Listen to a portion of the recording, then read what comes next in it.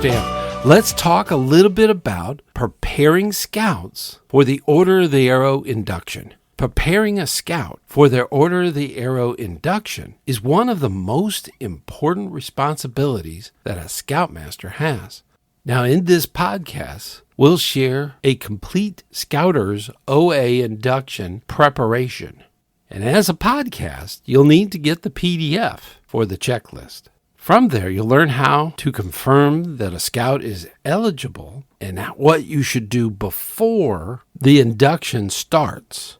Now, this varies all over the United States. Typically in the South, they do their inductions in the winter, whereas up north, they may do them during summer camp. Being prepared as an adult leader in helping scouts get the right frame of mind when it comes to the induction, also known as the ordeal. As an adult leader, we need to explain the purpose of the Order of the Arrow to scouts and their parents of that scout. We need to make it clear that the Order of the Arrow is about service, leadership, and being an example, not just a sash or a flap. As a scout leader, we need to make sure that candidates are aware of some of the requirements, such as being a first-class scout rank, having the proper amount of nights camped, and of course, talking with the scoutmaster in regards to those requirements. It's important to set expectations. Let them know what the induction is about. It's meaningful and it requires commitment. Preparing scouts mentally for their ordeal is important so that they know that everyone at that ordeal will uphold the scout oath and scout law.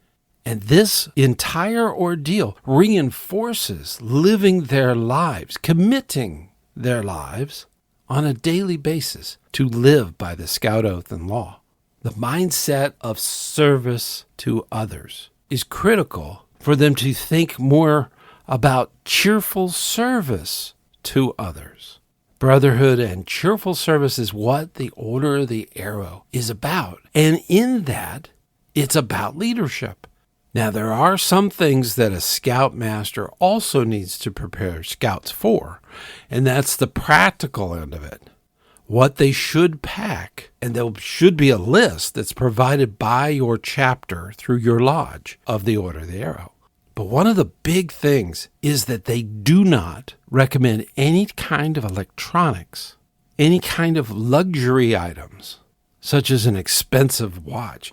These things become not necessary for the ordeal weekend and become an extreme hindrance. It should be recommended that all electronics, any luxury electronic good, needs to be left at home.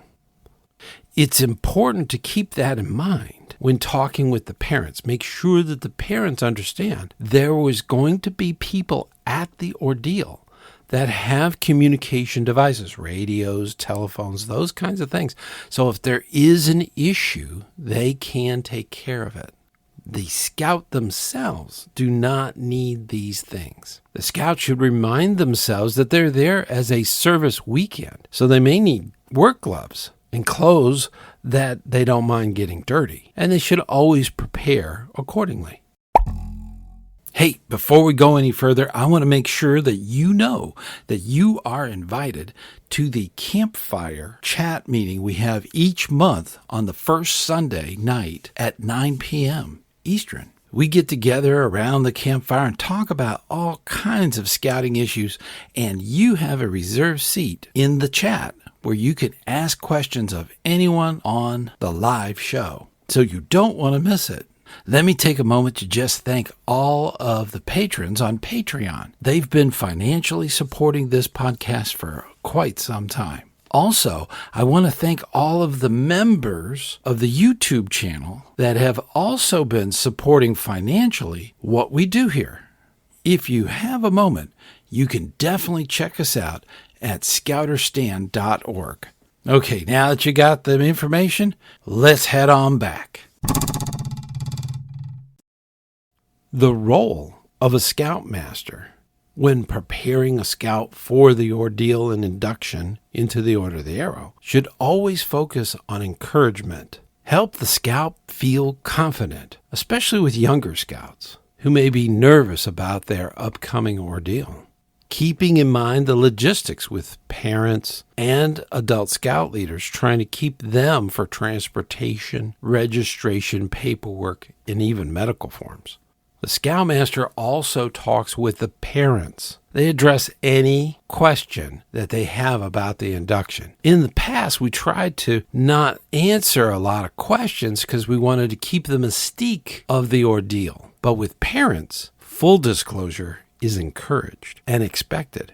The Scoutmaster should also follow up and encourage the scout forward to seal their membership with Brotherhood after the ordeal.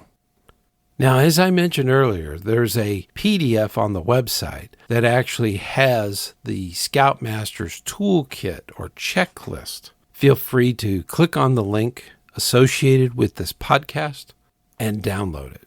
First big check is to verify eligibility of all candidates. In some areas, you need to submit these nominations on a timely basis for the election. Encourage troop OA elections every year.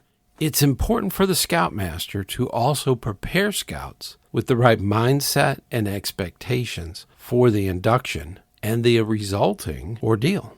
Another big thing is to provide a packing list for the weekend. And what's more important about what to pack is what not to pack, like electronics.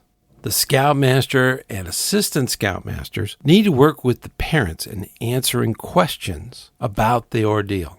In addition to that, they need to carry through after the ordeal weekend and make sure that they have time to reflect afterwards. The troop as a whole should support continued OA involvement. Make sure that whenever you're making plans to always have the published lodge schedule so that they don't have to make the decision of campouts with the troop versus a very important OA event.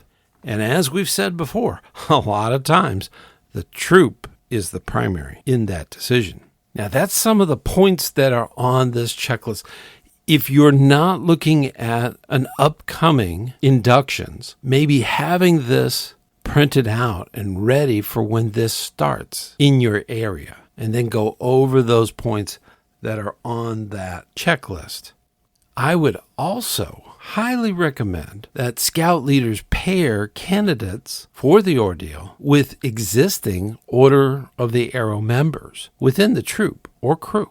They can answer questions and give encouragement.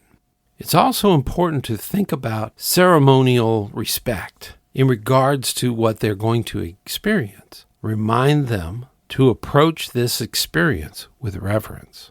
Developing a troop culture that promotes the Order of the Arrow as a positive leadership experience is very critical to being successful as a troop and as a troop that is focused on leadership.